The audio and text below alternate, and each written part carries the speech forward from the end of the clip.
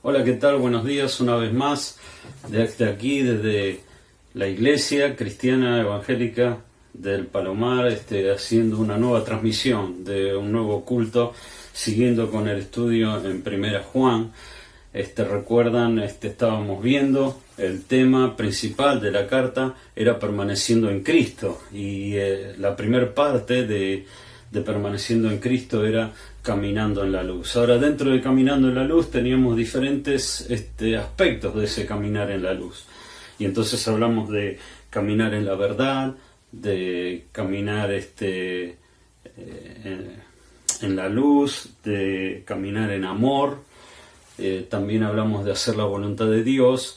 Y entonces hoy vamos a terminar esta primera parte de caminando en la luz, y va a ser rechazando el engaño. Entonces teníamos que caminar en la verdad, que teníamos que andar en amor, que teníamos que hacer la voluntad de Dios. Eso lo vimos el domingo pasado con Alfonso, y hoy vamos a ver que para finalizar este tema de caminar en la luz tenemos que rechazar el engaño. Saben, en este tiempo estamos llenos de engañadores, eso no es ninguna novedad. Tenemos gente que nos vive engañando, gente que trata de sacarnos lo máximo que nos pueden, prometiendo cosas que no cumplen. No sé lo que le ocurre a ustedes, pero a mí cuando me llaman por teléfono y es de un número no conocido, siempre tengo esa duda de atender o no, porque uno no sabe qué es lo que le van a querer vender. Pero a veces uno piensa que es una persona que se quiere comunicar con uno y que no lo tiene agendado, y entonces no sabe quién es, entonces atiende. Ahora, cuando atiende y escucha una musiquita, seguro que saben que es alguien que va a vender, y en el 80% de las veces uno corta antes de que la otra persona empiece a hablar. Y eso es lamentablemente por la mala fama que tienen los vendedores de ser engañadores, sin ningún tipo de duda, porque siempre están quizás sobrevaluando los beneficios de lo que te quieren vender y ocultándote los prejuicios que uno puede tener cuando adquiere un servicio, cuando adquiere un producto, ¿no? Ahora, eso es en la vida cotidiana, pero saben, en la vida religiosa pasa muy parecido. Estamos llenos de engañadores, gente que trata de comunicarse o de llegar a nosotros para ver qué es lo que nos puede sacar, sobrevaluando los beneficios, pero no diciéndote los prejuicios de su engaño, ¿no? Y entonces hoy vamos a ver, y nos vamos a concientizar de que debemos estar preparados para rechazar el engaño, ¿no? Tenemos y reconocimos recién que estamos en una época de engaño, sin ningún tipo de duda. Entonces debemos como hijos de Dios prepararnos para rechazar ese engaño. Y la pregunta es ¿cómo? ¿Cómo podemos prepararnos para rechazar ese engaño? Bueno, acá en el texto que tenemos hoy, que vamos a leer, vamos a ver de qué manera o cómo nos podemos preparar para rechazar el engaño. Pero antes vamos a orar y vamos a dejar este tiempo en las manos de Dios. Dios, te damos gracias por esta mañana donde nos das una nueva oportunidad de poder abrir tu palabra y poder escucharla.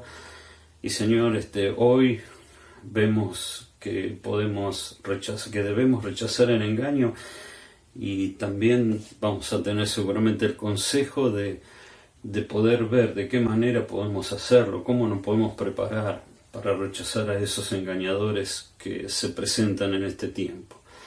Señor, te rogamos para que tu Espíritu Santo pueda obrar por medio de tu palabra y que nos ilumines para que podamos entender qué es lo que tú tienes para nosotros en este día. Gracias por todo, gracias por tener tu palabra una vez más entre nosotros. En Cristo Jesús, amén. Bien, les decía, debemos estar preparados para rechazar el engaño. Y vamos a leer, entonces, no vamos a leer todo el texto, lo vamos a ir leyendo de a poco, y vamos a leer los primeros 2 versículos de 1 Juan capítulo 2, versículos 18 y 19. Dice ahí: hijitos, ya es el último tiempo, dice. Y según vosotros oísteis que el anticristo viene, así ahora han surgido muchos anticristos. Por esto conocemos que es el último tiempo. Salieron de nosotros, pero no eran de nosotros, porque si hubiesen sido de nosotros, habrían permanecido con nosotros. Pero salieron para que se manifestase que no todos son de nosotros. La primera manera de prepararnos para rechazar el engaño es conociendo los tiempos. Como dijimos al principio, en la introducción de este mensaje, reconocemos que es un tiempo donde estamos llenos de engañadores, ¿no? Y lo primero que tenemos que siempre recordar es que en este tiempo vamos a tener engañadores. Tenemos que conocer esos tiempos. Y dice la palabra de Dios que estamos en los últimos tiempos. Ahora, ¿por qué estamos en los últimos tiempos? Dice, porque acá aparecen muchos anticristos. Dice que no es uno solo, son muchos. La palabra anticristo solamente se utiliza aquí, en Juan. Pero bueno, hay dos ideas, ¿no?, en la Biblia acerca del anticristo. En primer lugar está la idea de que es una persona. Y eso está en Tesalonicenses y está en Apocalipsis. Habla de una persona, ¿no?, física, que se puede reconocer. Pero también hablan de un sistema de anticristo. ¿Por qué? Porque la palabra anticristo justamente significa un adversario. La palabra anti significa adversario. Entonces estamos teniendo el concepto de un adversario de Cristo, ¿no? Una persona que se para justamente en contra de. Entonces una persona que se está parando en contra de Cristo. Pero no, acá no dice que es uno solo, dice que han surgido muchos anticristos, ¿no?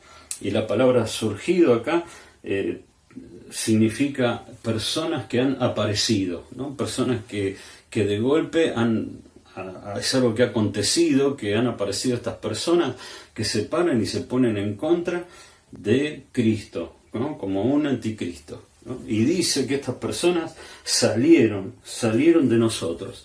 La idea no es que nosotros los expulsamos o la iglesia los expulsó, sino que ellos por sí mismos salieron al empezar a enseñar estas cosas y a ponerse en contra de la persona de Cristo. Y ahí están, estas personas dice que surgieron, estas personas dice que salieron de nosotros, porque si hubieran estado en la verdad hubieran permanecido, pero como empiezan a enseñar el engaño, la mentira, no les queda otra alternativa que salir. Y entonces salen, ¿no? Y dice acá que esta es una señal de que se manifiesta de esta manera de que ellos no estaban en la verdad, ¿no? Cuando uno sale y empieza a enseñar algo que no tiene que ver con la verdad, se manifiesta que justamente no eran de la verdad. Y esto es algo cuando vamos a volver después con el tema de permanecer, ¿no? Que el tema de permanecer en la verdad y el tema de permanecer justamente en Cristo es una muestra de una verdadera salvación. Ahora, lo que quería decirles, ¿no?, es que estas personas, si hubieran estado en la verdad, hubieran permanecido, pero no permanecieron en la verdad y tuvieron que salir, y es una muestra justamente de los últimos tiempos. Dice, en esto conocemos que es el último tiempo, que aparecieron muchos anticristos. Ahora es interesante este tema de los últimos tiempos, ¿no? Y es verdad que la iglesia siempre tuvo alguna característica que le hizo pensar que estábamos en el último tiempo. Siempre la iglesia pensó en cada uno de sus momentos que había algo que era típico de lo que fuera el último tiempo. Pero cuando uno ve también en la palabra de Dios algunos versículos que hablan del último tiempo, podemos ir ahí a Timoteo.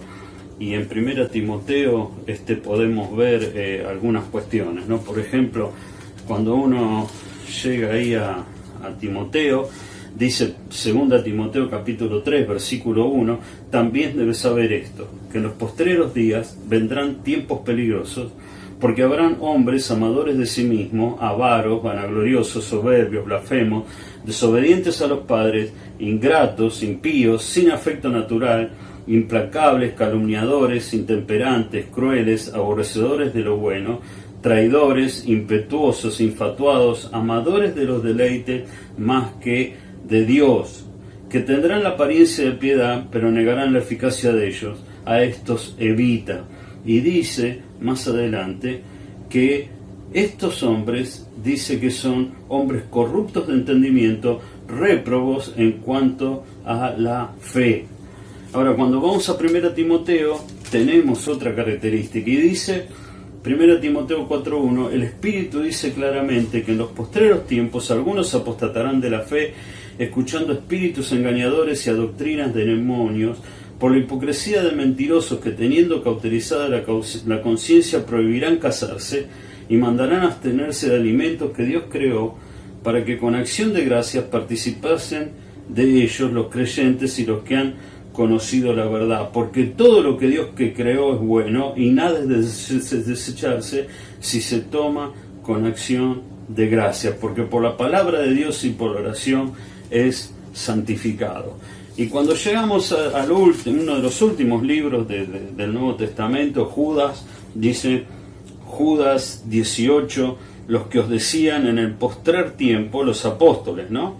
Los apóstoles de nuestro Señor Jesucristo, el versículo 17, dice en el versículo 18, los que os decían en el postrer tiempo, habrá burladores que andarán según sus malvados deseos. Cuando uno empieza a ver, hace un resumen de estos 3 versículos, se da cuenta que estas personas dice que son piadosos, pero realmente no lo son.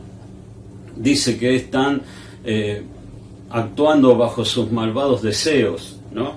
Dice que son avaros, que son calumniadores, que son implacables, o sea, y cuánto más cuando uno ve a nuestro alrededor este tipo de personas, no encuentra personas así, ¿no?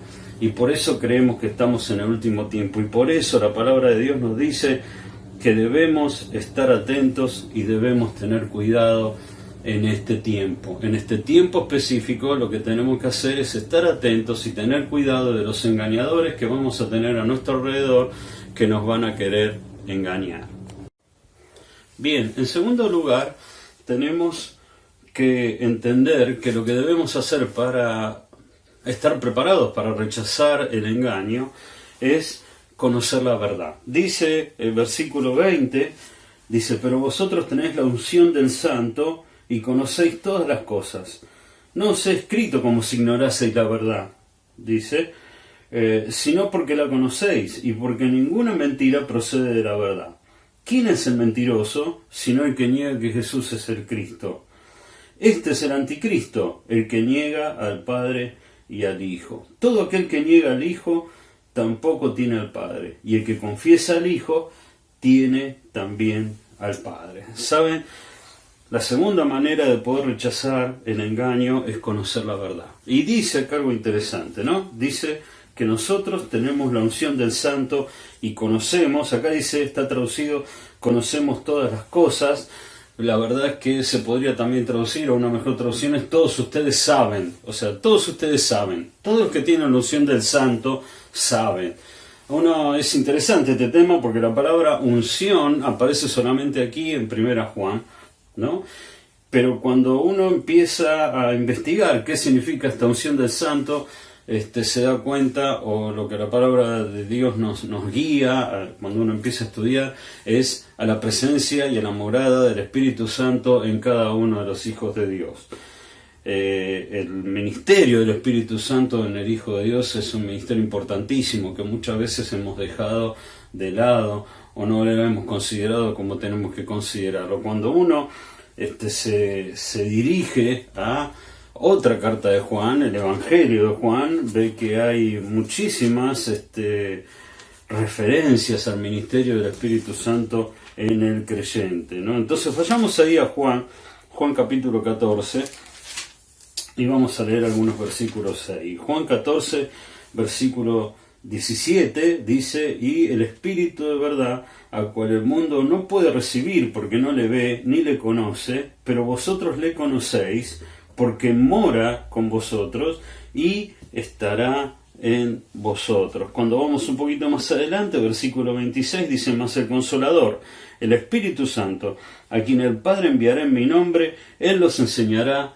todas las cosas y los recordará todo lo que yo les he dicho. Un poquito más adelante, ahí en Juan 15, 26, dice, cuando venga el Consolador, a quien yo enviaré del Padre, el Espíritu de verdad, el cual procede del Padre, Él dará testimonio de mí, dijo el Señor Jesús. Así que acá hay muchísimas cosas que podemos hablar. En primer lugar, tener o recordar que el Espíritu Santo mora en el corazón, en la mente, en la vida de un hijo, de un verdadero hijo de Dios.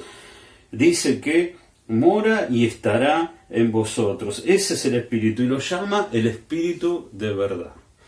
Dice después más adelante, ¿no?, que Él nos va a enseñar todas las cosas. Dice ahí en 14:26, el Espíritu Santo, Él nos enseñará todas las cosas. Y en Juan 15, ¿no?, dice, cuando venga el Consolador, el Espíritu de verdad dará testimonio de Cristo. Miren, el Espíritu de verdad. ¿Saben qué es importante para cada hijo de Dios? Es poder ser sensibles a la guía del Espíritu Santo. ¿Saben? Cuando una persona realmente busca la verdad y busca de Dios, el Espíritu Santo lo guía, porque conoce el corazón de la persona. He tenido muchísimas veces, muchísimos ejemplos de personas que me han dicho que, por ejemplo, que llegaban a la iglesia que yo estaba pastoreando y me decían, yo vengo de tal iglesia, me di cuenta que ahí había cosas que no me cerraban, que no coincidían con lo que la palabra de Dios decía, y yo leía y buscaba y oraba a Dios y le pedía a Dios que me guíe, y entonces, por ejemplo, podían escuchar una emisora o podían empezar a hablar con otras personas y esas personas la guiaban a la verdad. Hermanos, tenemos que ser sensibles a la guía del Espíritu Santo.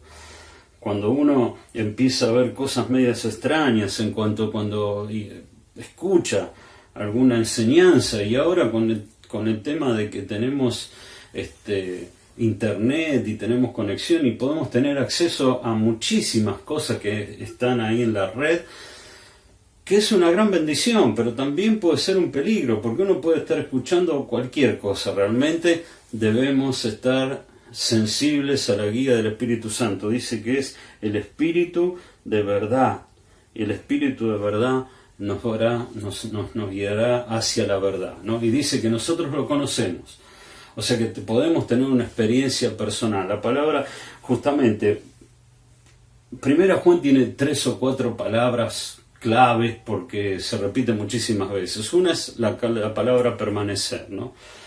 Y la otra es la palabra conocer, ¿sí? Y después tenemos la palabra amor, pero en cuanto a lo que nosotros tenemos que hacer o nosotros tenemos que estar pendientes, la palabra permanecer es la que justamente le da el título a toda esta serie, Permaneciendo en Cristo, porque justamente se nombra muchísimas veces en el Evangelio de Juan, pero también habla de conocer, ¿no? Y conocer, como ya lo dijimos en otros mensajes anteriores, tenemos que recordar que es ese tema de la posibilidad de poder tener una experiencia personal con Dios, ¿no? Que se acuerdan que los gnósticos decían que no podíamos conocer o que Dios no se podía tener una relación personal con Dios, porque justamente Él solamente era espíritu.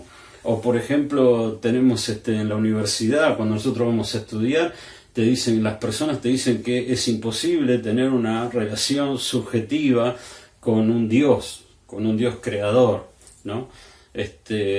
Solamente se puede tener una relación objetiva. Y entonces ahí es cuando empezamos a negar un montón de cosas que nos ocurren a nosotros. Pero la verdad es que cuando uno se planta adelante de toda esta gente y dice, mire, ustedes hay algo que a mí no me pueden negar y es lo que yo he vivido con mi Dios, ahí se terminó toda discusión, porque ellos no tienen manera de poder refutar eso, porque ellos siempre se basan solamente en lo objetivo, en la objetividad, ¿no? Entonces, el tema de conocer, eso es otra palabra que se utiliza mucho, ¿no?, en Juan. Permanecer y conocer, ¿no? Y entonces ahí habla, ¿no? Dice, podemos ver versículos donde dice que nosotros conocemos. Por ejemplo, acá ya leímos en este versículo, ¿no? Y por ejemplo, podemos ir al capítulo 4, dice 4:16, nosotros hemos conocido y creído el amor que Dios tiene para con nosotros. Dios es amor, y el que permanece en amor, permanece en Dios, y Dios en él. Cuando llegamos a capítulo 5 de 1 Juan 5:20, dice: sabemos que el Hijo de Dios ha venido y nos ha dado entendimiento para conocer al que es verdadero, y estamos en el verdadero, en su Hijo Jesucristo. Este es el verdadero Dios y la vida eterna. Fíjate, nos ha dado el entendimiento para conocer lo que es verdadero. ¿Y qué es verdadero? El Hijo Jesucristo. Jesucristo es el verdadero Dios. Y acá es cuando entramos también en un concepto clave acá dentro del engaño. ¿Cuál es básicamente el engaño? Bueno, el engaño es negar a Cristo. Dice acá, ¿no?, que todo el que niega al Padre, todo el que niega al Hijo tampoco tiene al Padre, ¿no? Y dice que que confiesa al Hijo tiene también al Padre. La idea de negar es la idea de rechazar, la idea de tratar de no tener ninguna asociación con una persona, ¿no? De pretender de que no lo conoce, de renunciar a eso. Entonces, estas personas que son engañadores, una de las cosas que nosotros tenemos que tener presente y tenemos que estar pendientes es cuál es su idea acerca de Jesús. ¿Qué es lo que dicen acerca de Cristo? Cristo es el verdadero Dios, Cristo es la persona que murió y resucitó. El sacrificio de Cristo es totalmente completo y no se necesita nada más para ser salvo, o hay que agregar algo más. Si te encontrás con personas que parecen que son cristianas y te hablan mucho de la Biblia, pero cuando llegan a la parte de la salvación, ese tipo de cuestiones, o de estar bien con Dios o agradarle, llegan a ese concepto de que tenemos que hacer algo para completar el sacrificio de Cristo en la cruz, como por ejemplo pasa con los testigos de Jehová. Ahí estás encontrando a un engañador. Ahora, lo que te quiero decir es esto: los testigos de Jehová son claramente engañadores, pero ahora cada vez hay personas que son cada vez más parecidos a los verdaderos, pero siempre tienen una cierta mínimo concepto o alguna cuestión ahí que tiene que ver con el Señor Jesús, y ahí es cuando puedes descubrir si esta persona es un engañador o no. ¿Saben? La verdad está en decir lo mismo que la palabra de Dios dice acerca de Jesús, ¿no? Dice acá: el que confiesa al Hijo tiene también al Padre. Ahora, confesar al Hijo es decir lo mismo que la palabra de Dios dice de Jesús. Y la palabra de Dios dice de Cristo que Cristo es el único y verdadero Dios, que Cristo y su sacrificio en la cruz fue suficiente para salvarnos, que Cristo es la persona que murió y resucitó por nosotros para darnos una salvación maravillosa y una esperanza que nosotros podemos tener como hijos de Dios, conociendo la verdad. Saben, hay una manera que los países hacen, o los bancos hacen, para descubrir el billete falso, ¿no? Y la mejor manera de descubrir un billete falso es poner a los cajeros a tocar, a ver, a observar un billete verdadero, no un billete falso.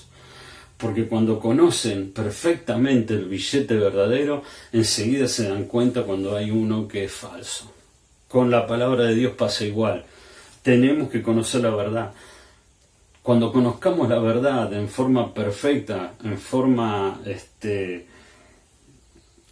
¿cómo les podría decir?, profunda, vamos enseguida a darnos cuenta cuando hay un engaño. Cuando hay un engaño de estas personas que niegan veladamente al Señor Jesús. Así que conociendo la verdad es la segunda manera de prepararnos para rechazar el engaño. Ahora, en tercer lugar, dice que tenemos que permanecer en el oído. Fíjense el versículo 24 al 26. Dice: lo que habéis oído desde el principio permanezca en vosotros. Si lo que habéis oído desde el principio permanece en vosotros, también vosotros permaneceréis en el Hijo y en el Padre. Y esta es la promesa que Él nos hizo, la vida eterna. Fíjate, permanecer otra vez, ¿no? Hablamos de que dijimos que conocer y permanecer eran las dos palabras que más se usaban en 1 Juan. Y recién hablamos de conocer, ¿no?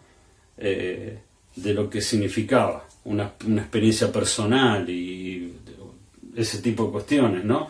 Ahora, fíjate, permanecer, ¿no? Y la palabra permanecer es mantenerse firme en un lugar, mantenerse estable, mantenerse siempre en esa posición, ¿no?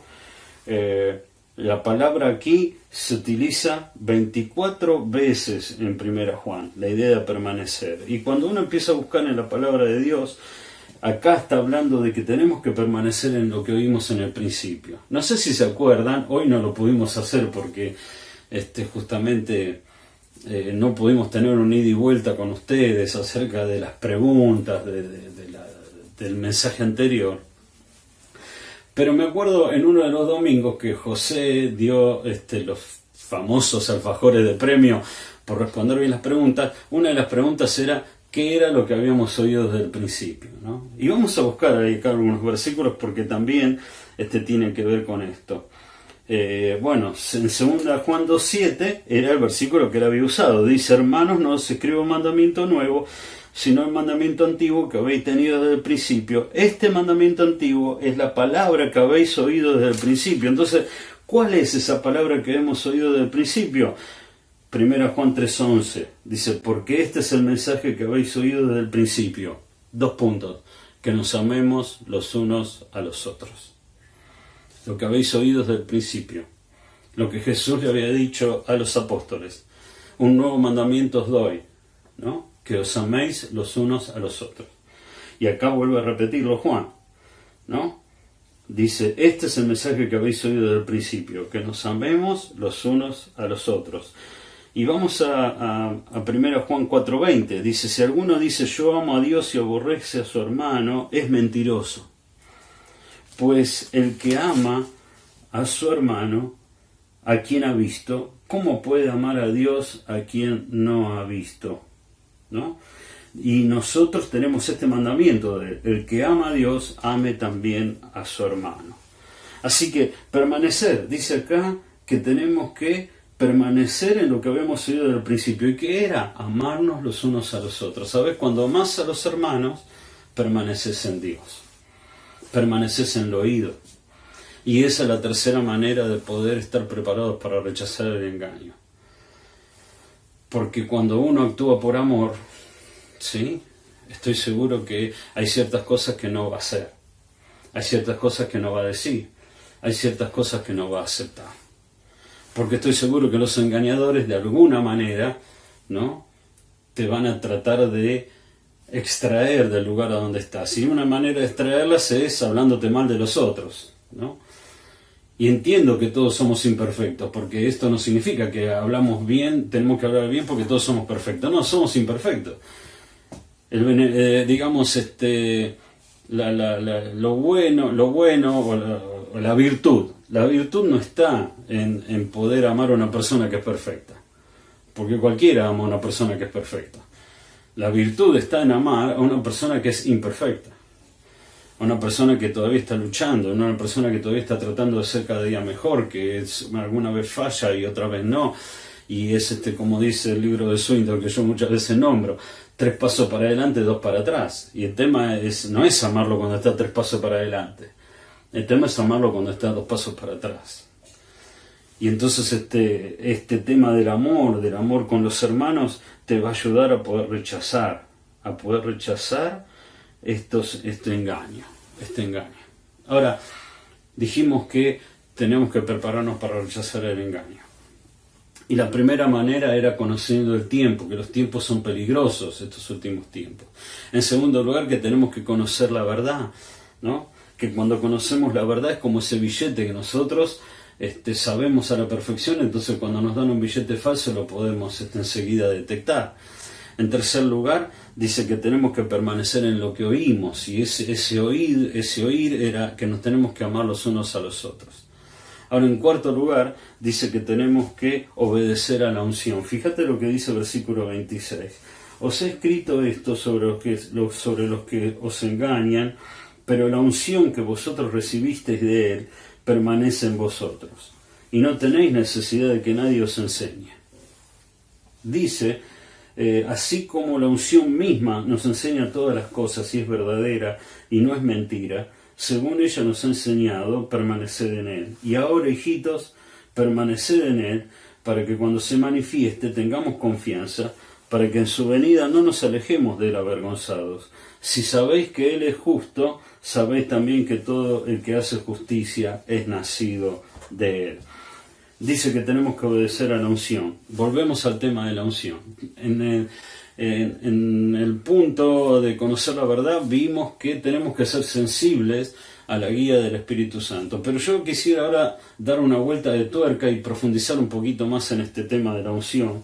Dice acá que la unción que permanece, ¿no?, en nosotros, que recibimos de Él, nos permite no tener necesidad de que nadie nos enseñe, porque dice que la unción misma nos enseña todas las cosas y es verdadera.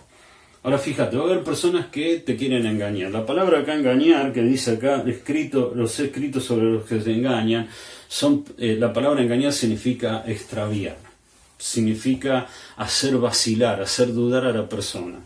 Y hay gente que es experta en hacer vacilar a las personas, hacerlas perder, extraviarse, para empezar a caminar errante, ¿viste? Hay personas que, yo conozco algunas personas, Ana también capaz que se va a acordar, personas que los ves una vez y están en una iglesia carismática, lo ves dentro de un año y están con los pentecostales no, con los testigos de Jehová, lo ves el otro año y están con los mormones, está errante, yendo de un lado para el otro, siempre yendo de un lado para el otro, porque vacilan, porque no siguen la guía del Espíritu Santo de Dios. Creo en ese caso, en el caso que yo estoy pensando, es que es una persona que no es creyente, ¿no? Porque hay algo interesante que yo les había dicho, ¿no? El tema de permanecer es la muestra de una verdadera salvación. ¿Sabes? Muchas veces estamos dentro del pueblo de Dios y encontramos un montón de gente que supuestamente, bueno, levantó la mano, pasó adelante, hizo una oración, pero no permanece. ¿Sabes qué? Una muestra de una salvación verdadera es que la persona permanece en el camino. O que si en algún momento puede llegar a alejarse y puede llegar a enfriarse o entibiarse espiritualmente, tarde o temprano va a volver, porque esa persona va a sentir la necesidad de volver. Lamentablemente tenemos un montón de gente dentro del pueblo de Dios o dentro de la obra de Dios, porque no son un pueblo, que están ahí y porque estuvieron 3 meses en la iglesia y supuestamente hicieron una oración de salvación y después no volvieron nunca más, viven su vida y creen de que tienen la salvación y que no les va a pasar nada porque ellos se hacen salvos porque hicieron la oración. Realmente la vida de fe muestra obras de fe, ¿no? Santiago dice, muéstrame tu fe sin tus obras y yo te mostraré mi fe por mis obras. Y yo he visto, y especialmente en este último tiempo, personas que han aceptado a Cristo y realmente han mostrado una vida de fe justamente dinámica, una vida de fe que crece, una vida de fe de personas que quieren aprender cada vez más de la palabra de Dios. Cuando encontramos personas que dicen haber aceptado a Cristo, pero nunca pueden leer la Biblia, no tienen tiempo, no vienen a la iglesia, tenemos que estar corriendo atrás de ellos, yo me permito el lugar de poder dudar de la verdadera salvación de esas personas. Porque dice acá que según ellos nos ha enseñado, tenemos que permanecer en Él, permanecer en Cristo. Y tenemos que permanecer en Cristo. Y dice acá que como la unción nos enseña, no tenemos necesidad de que nadie nos enseñe. La palabra necesidad es la palabra demandar. No tenemos que pedirle, ¿no?, a todo el mundo que ande por ahí que nos enseñe. Está bien que hay personas que han tenido la posibilidad de estudiar y que saben más que nosotros y nos pueden ayudar. Pero ¿sabes qué? La palabra de Dios dice que la unción nos enseña. O sea que vos podés pedirme a mí, por ejemplo, o a Matías, a Lucas, a Andrés, a Davo, personas que tenemos mucho tiempo en la iglesia. Podemos, a Ana, a Marcela, mujeres, ¿no? A Hilda, bueno, podemos pedirle consejo. Y ellos nos van a dar el consejo, yo te voy a dar el consejo, pero yo te voy a dar el consejo lo mismo que ellos de la palabra de Dios. Y ahí es cuando el Espíritu Santo empieza a orar, por medio de la palabra de Dios que nosotros te vamos a dar. O sea, digamos, ahí es la unción que vos tenés del Santo, ¿no? Es la que utiliza la palabra de Dios que te da José, Marcela, también en ese consejo, ¿no? Y ahí la palabra de Dios obra, ¿no?, en tu vida y te guía por medio de la unción del Santo. ¿Ok? Ahora, fíjate una cuestión. Dice acá, ¿no?, que esa unción nos enseña. Y lo que te quería comentar era que si no estuviera la unción del Santo, sería imposible que nosotros pudiéramos aprender y conocer la verdad y mantenernos y permanecer y obedecer esa unción del Santo. Porque la verdad es que la palabra de Dios dice que nosotros éramos ciegos en nuestros delitos y pecados, lejos de Dios, no podíamos entender nada. Por eso Dios se reveló, y se reveló en la palabra de Dios. Si Él no hubiera hecho un libro en un idioma que nosotros no hubiéramos podido entender, como por ejemplo el hebreo en el Antiguo Testamento, el hebreo y el arameo, y el griego koiné en el Nuevo Testamento, era un griego común, no era un griego de los griegos clásicos con el que escribió Platón o Aristóteles, era un griego que usaba la gente normal. Si Él no hubiera utilizado ese idioma, la gente nunca lo hubiera podido entender, nunca lo hubiera podido comprender a Dios. Él se tuvo que manifestar y bajó hasta nuestro nivel para que nosotros pudiéramos entender. Ahora, eso es la revelación. Ahora, aún así todavía no alcanzaba. Porque nosotros estábamos tan ciegos, tan lejos de Dios espiritualmente, ¿no?, que no podíamos, por más de querer usar un idioma, no podíamos haberlo entendido si el Espíritu Santo, como le dije recién, ese Espíritu Santo que mora en nosotros, ese Espíritu Santo de verdad que nos enseña y nos guía toda la verdad, no nos hubiera iluminado. Ahora, entre la iluminación y la revelación hay un lugar intermedio también, que es la inspiración. Así que el primero Dios se reveló, y Dios se reveló mandándonos la Biblia. Pero para que la Biblia llegara de una manera perfecta, Él tuvo que inspirar a los autores, ¿no? Y dice que ese concepto de inspiración es el concepto de que el Espíritu Santo movió a cada uno de los autores de la palabra de Dios, como cuando el viento mueve las velas de un barco, ¿no? Así ese mismo versículo en Hechos, cuando dice que el viento infló las velas del barco donde iba Pablo, que después vino la tormenta, el Euroclidón. Ese concepto es el mismo concepto que se utiliza para decir que Dios inspiró a los santos hombres de Dios a escribir los libros de la Biblia. Fueron movidos por el Espíritu Santo, motivados por el Espíritu Santo a escribir. Y ellos pusieron de sí mismos su personalidad, su formación, su idioma, su historia, pero el mensaje de Dios fue escrito de una manera perfecta porque estuvo en la inspiración de por medio. Así que hubo una revelación y hubo una inspiración. Pero ahora, además, cuando nosotros abrimos la palabra de Dios y la leemos, el Espíritu Santo no solamente inspiró a aquellos hombres a escribir esta palabra de Dios que es inerrante, que esta palabra de Dios que es perfecta, sino que a nosotros nos ilumina. Y nosotros tenemos que pedir que el Espíritu Santo nos ilumine. ¿Y qué es la iluminación? Bueno, es el despertamiento de nuestro espíritu, la vivificación de nuestro espíritu para que justamente podamos entender lo que la palabra de Dios dice. Acordate que sin el Espíritu Santo nosotros estamos muertos, ¿no? Que nosotros necesitamos el Espíritu Santo morando en nosotros para tener vida espiritual, si no, no lo hubiéramos tenido. Entonces, fíjate que la unción del Santo está obrando de tal manera que nosotros podemos entender lo que la palabra de Dios nos dice. Y dice al final, nos da una hermosa promesa, dice que podemos tener confianza. Qué bueno que podemos tener confianza. No vamos a buscar los versículos, te los voy a nombrar nomás. Efesios 3:12 está traducido como la palabra seguridad. Así que esa confianza es la seguridad. La seguridad que podemos tener de hablar con franqueza, con libertad delante de Dios, ¿no? Y vamos a buscar un solo versículo que está acá en 1 Juan 5:14. Dice que esta es la confianza que tenemos en Él, que si pedimos alguna cosa conforme a su voluntad, Él nos oye. La palabra confianza es la misma que se utiliza acá, que tenemos confianza para que cuando lleguemos en su venida no nos alejemos avergonzados. ¿Quieren buscar otros versículos?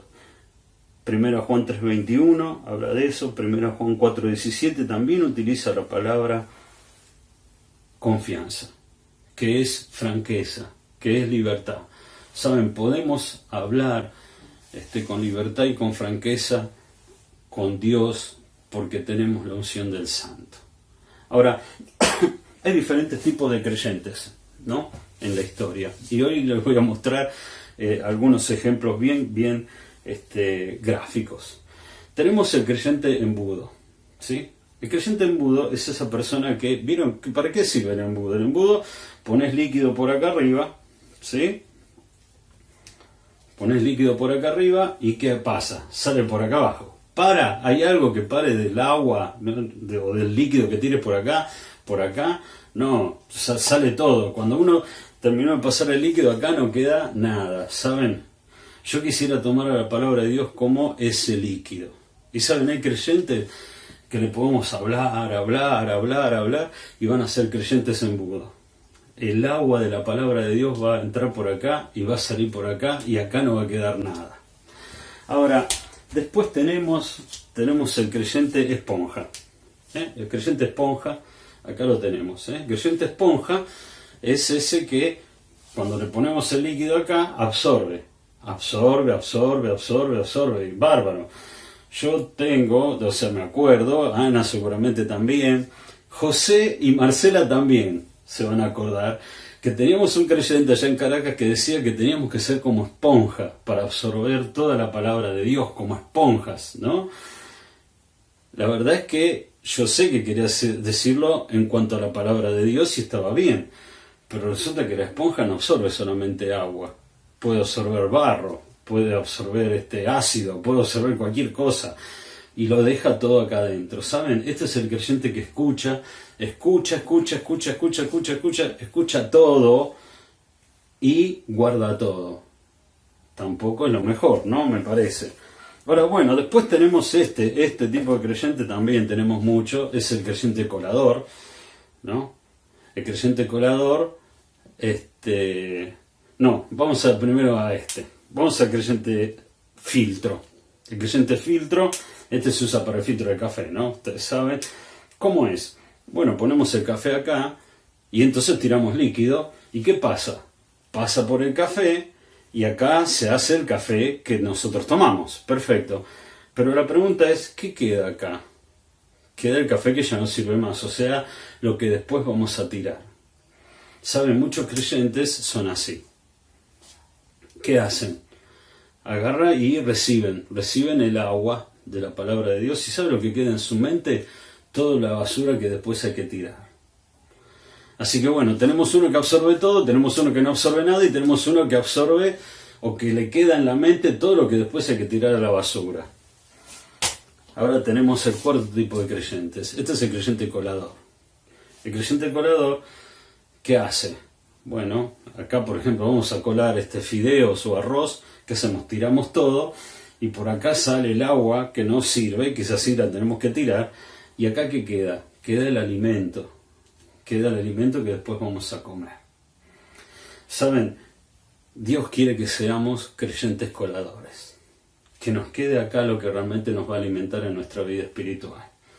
No que no nos quede nada, no que absorbamos todo sin discernir la verdad, no que nos quede la basura, que nos quede el alimento. La pregunta es, ¿qué vas a hacer vos? ¿Qué tipo de creyente vas a ser vos? ¿Esponja, filtro, embudo o colador? Ese es el desafío para esta semana. Que podamos decir que podamos ser creyentes a partir de ahora, creyentes coladores, que nos guarde o que nos quede en la mente lo que realmente va a alimentar nuestras vidas espirituales. Vamos a orar y vamos a terminar con este tiempo. Dios, te damos gracias por esta mañana, gracias por tu palabra, gracias porque ya nos guía y nos da las herramientas para poder estar preparados para rechazar el engaño que seguramente nuestro enemigo espiritual máximo, que es Satanás, va a querer colocar en nuestras mentes y en nuestros corazones. Ayúdanos a poder ser creyentes que puedan guardar